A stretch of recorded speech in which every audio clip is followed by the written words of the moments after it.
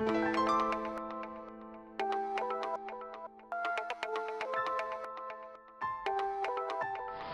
Beetroot avial എങ്ങനെയാണ് വെക്കുന്നതെന്ന് നോക്കാം. Beetroot കൊണ്ട് അവിയൽ വെക്കാൻ പറ്റും. ഒരു ചെറിയ മധുരേ കാണത്തുള്ളൂ. അപ്പോൾ കുറച്ച് എരിവ് കൂടുതലിട്ടാൽ പച്ചമുളക് കുറച്ച് കൂടുതൽ ചേർത്താൽ മതി. എങ്ങനെയാണ് വെക്കുന്നതെന്ന് നോക്കാം. ഒരു ബീട്രൂട്ട് ഒരു 300 ഗ്രാമിൻ്റെ ഒരു വലിയ ബീട്രൂട്ട് ചെറുതായിട്ട് അരിഞ്ഞു വെച്ചിരിക്കുക. ഇനി ഇത് ചോപ്പറിലോട്ടിട്ടിട്ട് ചെറുതായിട്ട് ചോപ്പ് ചെയ്യും. അല്ലെങ്കിൽ ചെറുതായിട്ട് കൊത്തി അരിഞ്ഞാലും മതി. ഇതാവുമ്പോൾ എളുപ്പമുണ്ട്.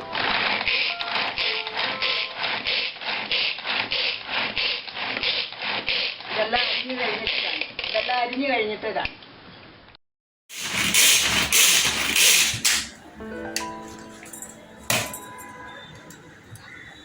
ചെറിയ പീസാക്കിയിട്ട് ഇങ്ങനെ ചോപ്പറിൽ തീരെ ചെറിയ പീസ്.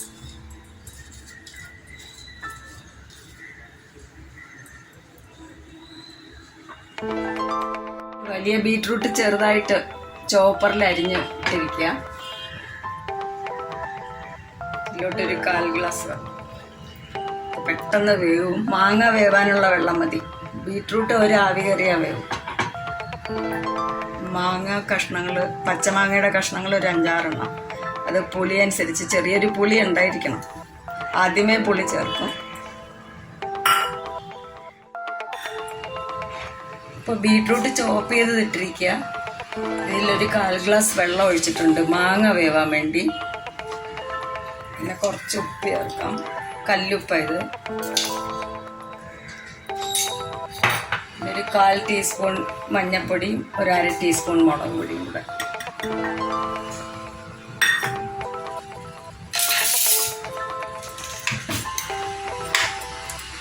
ഇതെല്ലാം കൂടെ ഇളക്കിയിട്ട് തീ കത്തിച്ച് ഈ മാങ്ങ വേവുന്നത് വരെ ഒരു കഷ്ടിച്ചൊരു 6-7 മിനിറ്റ് മതി. അപ്പോഴത്തേക്കും മാങ്ങ വേവും.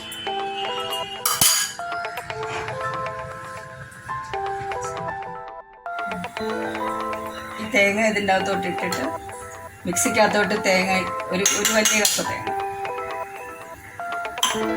ഒരു പച്ചമുളക്, ഒരു 3-4 ചെറിയ ഉള്ളി,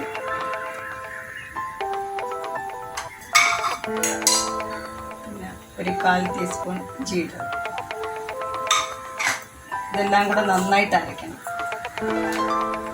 വെള്ളം ഒഴിക്കണ്ട, നന്നായിട്ട് അരഞ്ഞാൽ മതി. അവിയലിന് അധികം അരയണ്ട. പക്ഷെ ബീട്രൂട്ട് അവിയലിന് ചീര അവിയൽ പോലെ നന്നായിട്ട് അരയണം. ഇത് ചീര അവിയൽ പോലെ തന്നെ വയ്ക്കുന്നത്. ബീട്രൂട്ടാണെന്നുള്ള വ്യത്യാസമേ ഉള്ളൂ. ചീര അവിയൽ അറിയാവുന്നവർക്ക് മനസ്സിലാവും. ഇതിൻ്റെ മുകളിൽ വെളിച്ചെണ്ണ ഒഴിക്കുകയുള്ളൂ. അതെല്ലാം ഈ അരപ്പ് ചേർത്ത് കഴിയുമ്പോൾ വെളിച്ചെണ്ണ ഒഴിക്കും. പിന്നെ കുറച്ച് കറിവേപ്പില ഇടും. ഇത്രേ ഉള്ളൂ. ഇത് വേവാൻ വേണ്ടി വെയിറ്റ് ചെയ്യുക. അപ്പോൾ പച്ചമാങ്ങ വേവുന്നവരെ. ബീട്രൂട്ട് 1/4 കപ്പ് വെള്ളം, ഒരു 7 പച്ചമാങ്ങയുടെ പീസസ്, കുറച്ച് മഞ്ഞൾപ്പൊടിയും മുളക് പൊടിയും ഇത്രയും ചേർത്തിട്ട് ഒന്ന് മാങ്ങ കഷ്ണം വേവാൻ വേണ്ടി വയ്ക്കാം. ബീട്രൂട്ട് പെട്ടെന്ന് വേവും, മാങ്ങയും പെട്ടെന്ന് വേവും. അതിനൊരു 8 മിനിറ്റ് എടുക്കും. മാങ്ങ നന്നായിട്ട് വെന്തോടയണം.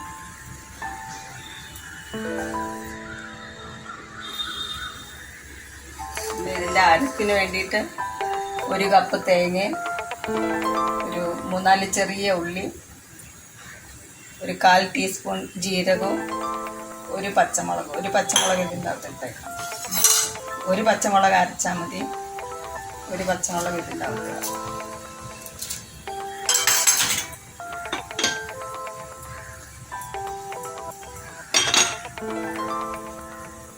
ഇതിപ്പോൾ വെന്ത് കഴിയുമ്പം ഈ തേങ്ങയും പച്ചമുളകും ജീരകവും ചുവന്നുള്ളിയും കൂടെ നന്നായിട്ട്, കുറച്ച് അവിയൽ പോലല്ല, കുറച്ചുകൂടെ നന്നായിട്ട് അരച്ചിട്ട് ഇതിലോട്ട് ചേർക്കാം. അപ്പോൾ ഇത് വേവാൻ വേണ്ടി വെയിറ്റ് ചെയ്യാം. അപ്പോഴത്തേക്ക് ഇത് അരച്ച് വയ്ക്കാം. ഇപ്പം മാങ്ങയും പച്ചമുളകൊക്കെ നന്നായിട്ട് വെന്തിട്ടുണ്ട്. ഇപ്പം കുറച്ച് വെള്ളം ഉണ്ടായിരിക്കണം അതിൽ. തേങ്ങയും ജീരകവും ചെറിയ ഉള്ളിയും ഒരു പച്ചമുളകും കൂടെ അരച്ച് വെച്ചിരിക്കാം. ഇത് നന്നായിട്ട് അരഞ്ഞിട്ടുണ്ട്. ഇതിലോട്ട് ചേർക്കാം.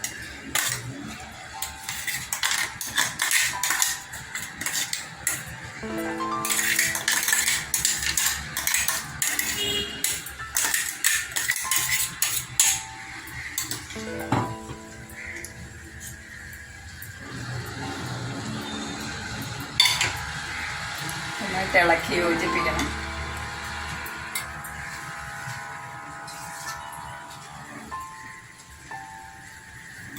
കുറച്ച് വെള്ളം കൂടി ഇതിലോട്ട്, അരപ്പ് കഴുകി ഇതിലോട്ട് ഒഴിച്ചിട്ടുണ്ട്, മിക്സി കഴുകിയിട്ട്.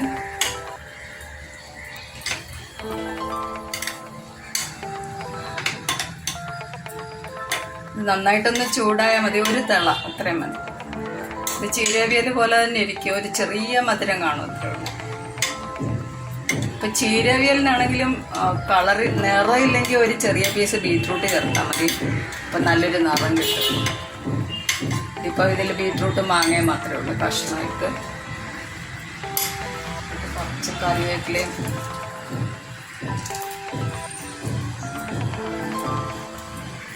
കുറച്ച് വെളിച്ചെണ്ണ, ഒരു ടീസ്പൂൺ വെളിച്ചെണ്ണയും ഇതിലോട്ട്. ചീരവിയലും ഇങ്ങനെ തന്നെയാണ് വയ്ക്കുന്നത്.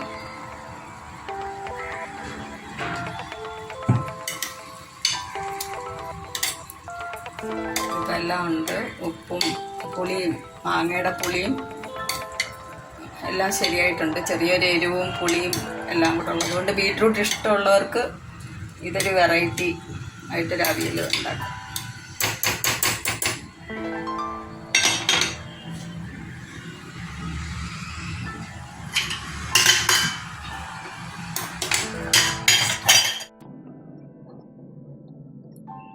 ഈ ബീറ്റ്റൂട്ട് അവിയൽ എല്ലാവരും വെച്ച് നോക്കണം, കമൻസ് അറിയിക്കണം.